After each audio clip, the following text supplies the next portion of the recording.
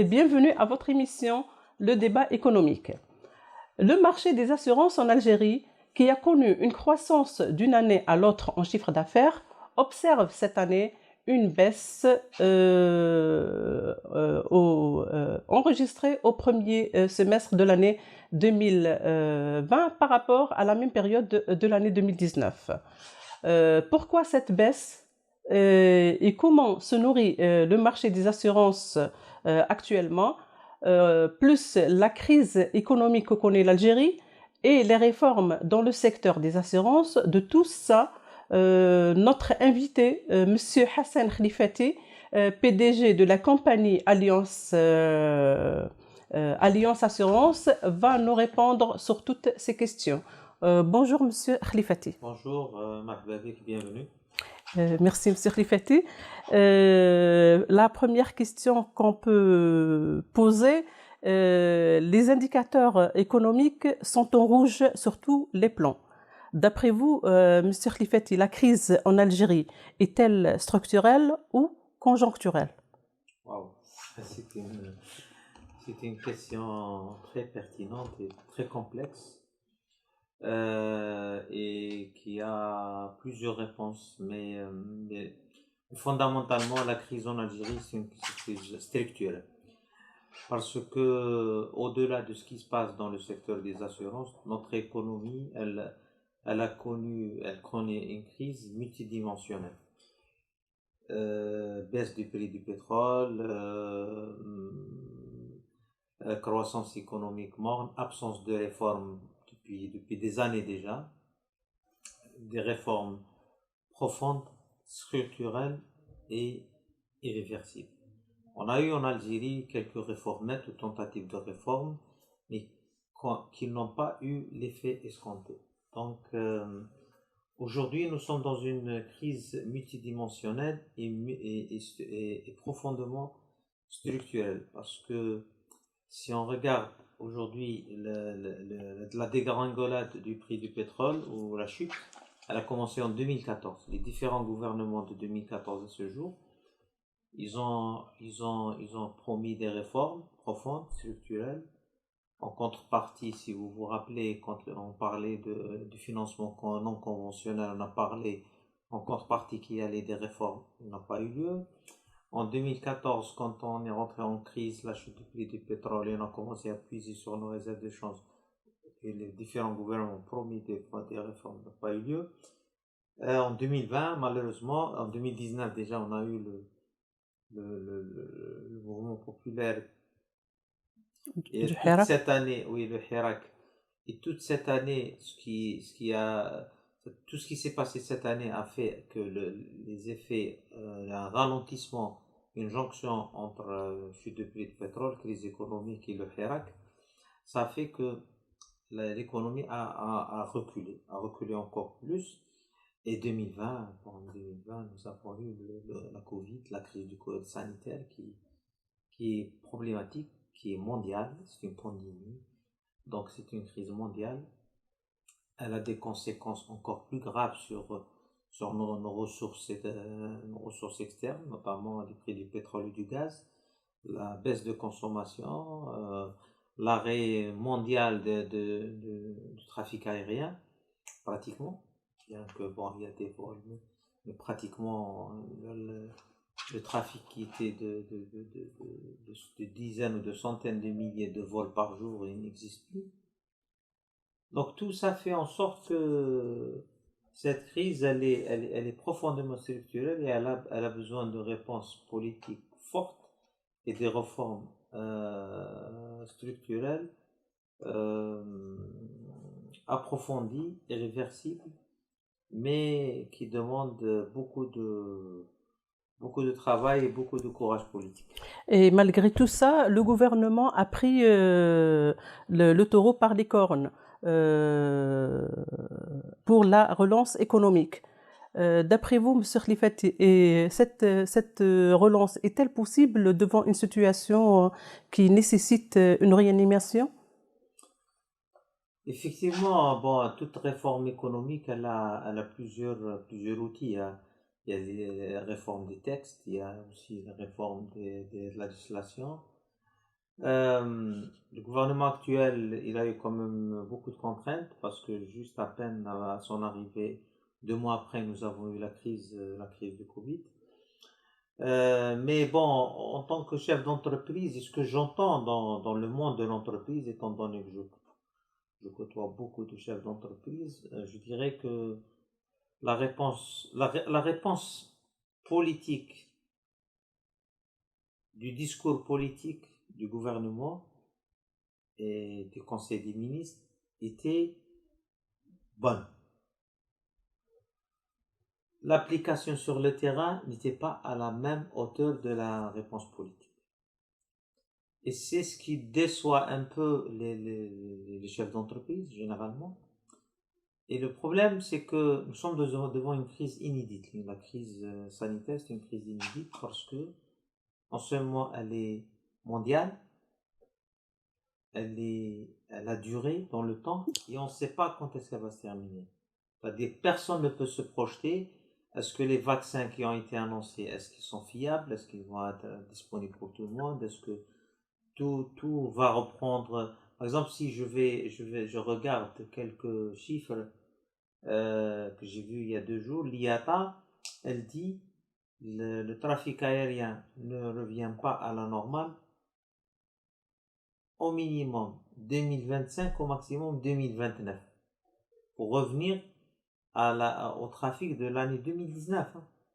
Donc 2025 au mieux, au plus 2029. Donc vous voyez, donc, et encore là, aujourd'hui, on est en train de reporter même les compétitions et les grands événements de 2021 sur 2022 et 2023. Donc on n'est pas encore sorti de cette situation. Et le marché des assurances, Monsieur Rifati, connaît aussi, d'ailleurs, il est frappé de plein fouet par la crise sanitaire du Covid-19, qui s'ajoute à la stagnation du marché des véhicules. Selon vous, les assureurs peuvent-ils faire face à cette situation?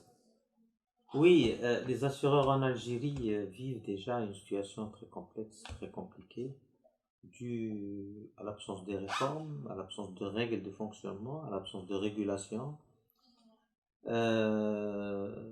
Tout ça, on le vit depuis toujours et on l'a toujours dénoncé, on en a toujours parlé. À la discrimination publique-privée, à la concurrence déloyale, au dumping, à la guerre des prix. Cette année, elle est encore plus exceptionnelle parce que nous avons non seulement ces facteurs qui existent toujours, qui s'aggravent d'année en année, sans qu'on ait la crise des créances aussi sur les assurés, qui fragilise la structure financière des assureurs, qui ne les laisse pas jouer leur rôle économique, qui ne les laisse pas financer l'économie nationale. 2020, nous avons le double impact. Nous avons une crise économique qui s'est approfondie, qui est devenue plus structurelle. Nous avons la crise sanitaire qui est arrivée, mais c'est-à-dire, nous subissons ce qui se passe dans les autres secteurs, comme tout le monde. Et après, nous avons aussi l'instauration de la taxe sur la pollution, qui a impacté et qui a dérangé les compagnies d'assurance. Et pourquoi elle est dérangée? C'est-à-dire, elle est un peu gonflée ou bien? Non, la taxe sur la pollution, c'est le problème, c'est que pour nous, les assureurs, bon, à la limite, l'État, elle a le droit de faire les taxes qu'elle veut, ça c'est sa politique, c'est pas notre business. Le problème, c'est qu'ils ont mis la collecte de cette taxe à la charge des assureurs. D'abord, les assureurs ne sont pas des collecteurs d'impôts. Hein. Deuxièmement, les clients ont eu une réaction automatique, c'est-à-dire pour ne pas changer leur budget d'assurance, ils ont dit ok, je renonce à des garanties et je paye la taxe. Le problème, c'est que ce renoncement a fait que ça a créé un trou dans le chiffre d'affaires des compagnies d'assurance. Ce qui veut dire que la taxe, c'est pratiquement une ponction du chiffre d'affaires des compagnies d'assurance, déjà qui souffrait d'autres maux, la concurrence déloyale, l'absence du marché automobile neuf, le nouveau marché automobile, le dumping, les, l'absence de régulation aussi, qui est un facteur très très important. Donc quand on met tout ça l'un à côté de l'autre, on sait que le secteur des assurances vit une vraie crise. Absence de réforme profonde et réversible. Ça, c'est la première. Absence de régulation. Maintenant, revenons aux chiffres. Les chiffres au 30 septembre 2020, le secteur des assurances a perdu 12 milliards de dinars de chiffre d'affaires. Okay. Les créances impayées, ils s'élèvent à peu près à 70 milliards de dinars. 70 milliards de dinars, ça veut dire c'est 50% du chiffre d'affaires du marché, plus 60 à 70% du chiffre d'affaires annuel. Plus de 60, 70 qui est en créance impayée. Parce que cette année, avec, nous pensons, enfin, les prévisions disent qu'on va être autour de 110 milliards. Donc, quand vous rapportez 70 milliards à 110 milliards de chiffre d'affaires, 70 milliards de créances impayées. Parce que c'est une chaîne et c'est une boule de neige. Quand les petites entreprises elles sont pas payées, elles ont perdu leur plan de charge, donc elles ne peuvent pas payer leur assureur. Oui. Et c'est ainsi de suite. Nous avons, le secteur des assurances à la fin du mois de mai a fait un document officiel aux autorités publiques pour qu'on appelait atténuation des effets de la crise sanitaire Covid-2019. Donc nous avons demandé un certain nombre de choses à notre tutelle, en tant qu'union, hein, pas en tant que... Union des assureurs, réassure. Oui, union, on a un certain nombre de choses. Malheureusement, à ce jour, rien n'a été fait pour l'instant. Mis à part, on a entendu que la taxe de la pollution a été annulée dans la loi de finances 2021. Et quelles sont autres propositions que vous avez faites, M. Flipetti? Vous savez, par exemple, ce que je peux vous dire, parce que c'est très technique, ce que je peux vous dire, que les assureurs algériens n'ont pas demandé de l'argent à l'État algérien pour les aider. Non, c'est pas en termes financiers. Non, c'est des aménagements techniques en interne pour les provisions sur les créances, sur les sinistres, pour rééquilibrer les bilans techniques. Mais on n'a pas demandé de l'argent carrément à l'État de nous donner de l'argent. Non. On a demandé, étant donné la crise de trésorerie que connaissent toutes les compagnies, par conséquence de la crise sanitaire, plus couplé à la crise économique, nous avons demandé certains réaménagements techniques, notamment en termes de provisions et de placement et de marge de solvabilité.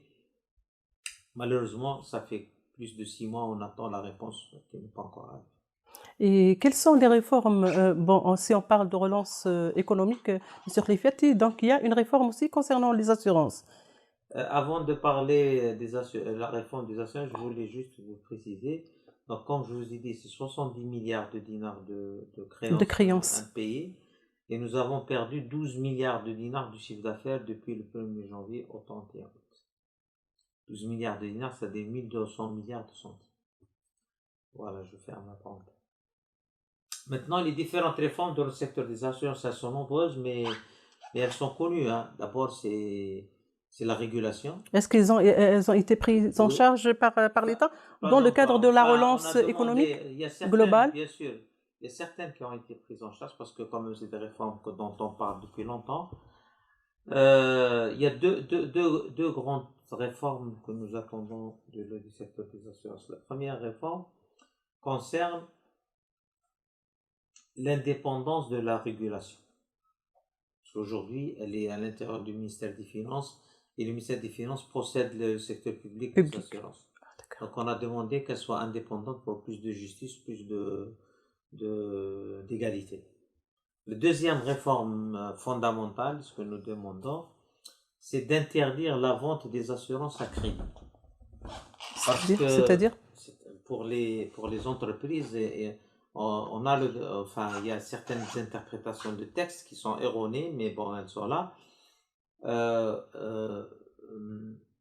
certains collègues, même nous, hein, quand on est obligé de le faire, on le fait, sont obligés de vendre à crédit avec ce qu'on appelle le à terme. Ok. Mais cela crée des distorsions parce que la plupart des gens, il y a des gens qui sont mal intentionnés qui utilisent le crédit pour chaque année papillonner entre deux ou trois compagnies d'assurance pour d'où les 70 milliards de dinars d'un pays. Donc, alors que dans la règle mondiale, internationale connue, dans les best practices, nous avons no pay, no cover. Si vous n'avez pas payé, vous n'êtes pas couvert. Même si vous avez une attestation d'assurance, le contrat ne prend pas effet. C'est au moment de son paiement pour qu'il ne prend effet. Mais malheureusement, des fois, la justice elle donne raison à des clients mal intentionnés, même s'ils n'ont pas payé, s'ils ont des sinistres, elle nous oblige à les payer. Bon, nous essayons à travers des séminaires, à travers notre représentation, de voir des choses. Et est-ce que cette mesure a été supprimée au moins ou là? Elle n'a pas été supprimée, elle a été réaménagée, mais elle porte toujours le crédit à terme. À équivoque. C'est-à-dire toujours le crédit à terme. Vous savez, il y a la zone CIMA, ça c'est la zone de Ouest Afrique. Plusieurs pays, le code c'est un code interne de la zone CIMA, et dans tous les pays occidentaux, il est interdit si le contrat d'assurance, il n'y a pas de paiement réel, il n'y a pas de couverture. No pay, no cover. Et pourquoi nous, en Algérie, on ne s'aligne pas aux normes internationales, M. Rifet? C'est ça notre drame. Est-ce qu'on a des lois propres à nous? Oui, c'est ça notre drame. C'est que nous voulons toujours faire du spécifique par rapport à ce qui se fait best practice international. Et aussi quand on a une imbrication entre le législateur, le public, et l'entreprise publique. Donc tout ça fait en sorte, on a peur de la concurrence privée, on a peur de bouger des positions, on a peur de bouger des conforts. Donc et les réformes prennent beaucoup de temps. Mais comme là, elles passent par beaucoup d'administrations, les administrations, elles ont encore la culture un petit peu socialisante ou socialiste. Et cette culture fait en sorte qu'on n'essaye pas de sortir d'un certain moule et d'aller conquérir le monde avec des nouvelles idées, des nouvelles façons de voir les choses. Et pour au moins préserver quand même l'emploi, les postes d'emploi, l'assurance, si la crise persiste, est-ce qu'il y a un plan de survie quand même? Bien sûr, je pense que chaque entreprise a son plan de survie, mais au niveau étatique, au niveau ministériel, nous attendons une réaction de leur part pour voir comment on doit, parce qu'aujourd'hui, si vous avez remarqué, c'est vrai qu'il y a eu beaucoup de promesses des plus hautes autorités, notamment du président de la République, mais sur le terrain, beaucoup de choses ne se passent pas comme il se doit. Et sur le plan réglementaire, c'est-à-dire il y a toujours les compagnies publiques qui sont sous l'égide du ministère des Finances. Rien n'a changé, et toujours le ministère des Finances, c'est la tutelle du secteur des assurances. Et qu'est-ce qu'il fait en contrepartie ou en parallèle le secteur privé pour soulever tous ces problèmes? On essaie de se battre dans les institutions. Il attend que la réaction du président de la République? Non, on ne peut pas demander tout au président de la République parce que ce dossier d'abord vient de loin. C'est pas le problème du président de la République. Là, le problème, c'est que nous attendons nous avons écrit, nous avons fait des propositions, je vous dis que le dossier de réforme, il est au ministère depuis des années, mais il est bloqué. Il n'avance pas. Maintenant, ils disent qu'il est dans les services, les ministères. Dès qu'il va revenir, on va aviser. Et concernant Alliance Assurance, quels sont le plan B pour survivre et quelles sont les propositions? Enfin, vous savez, bien sûr, aujourd'hui, nous vivons une crise de trésorerie comme tout le monde, hein. À cause des impayés, à cause de la baisse de chiffre d'affaires, à cause de la Covid, à cause de bon, après, Ça peut être dit de milliers de façons. Mais le plus important à dire, c'est que nous essayons de survivre et de garder la tête à l'eau après 9 mois d'arrêt perturbé. Et nous essayons de créer de nouvelles choses avec, comment dirais-je, avec de nouvelles offres, avec de nouvelles offres, et aussi de créer un attrait de la clientèle pour maintenir au moins notre chiffre d'affaires et aussi maintenir nos clients, notre portefeuille. Bien que aujourd'hui beaucoup de nos clients eux-mêmes ils vivent une crise très difficile, et nous essayons quand même de les accompagner, de motiver nos équipes, d'abord en essayant de les protéger aussi, parce que nous ne sommes pas à l'abri des contaminations, que ce soit ici au niveau régional ou au niveau local. Nous essayons de les sensibiliser, de les pousser à rester quand même sur le terrain, de ne pas déserter le terrain. Mais nous sommes dans un environnement très instable et très je ne dirais pas concurrentiel, parce que c'est pas de la concurrence, c'est beaucoup plus la guerre des prix, et l'autorité publique aujourd'hui elle ne fait rien pour le moment pour mettre un terme à cette guerre publique des prix. Et le marché des véhicules, Monsieur Khlifati, est-il vraiment la source principale des compagnies d'assurance?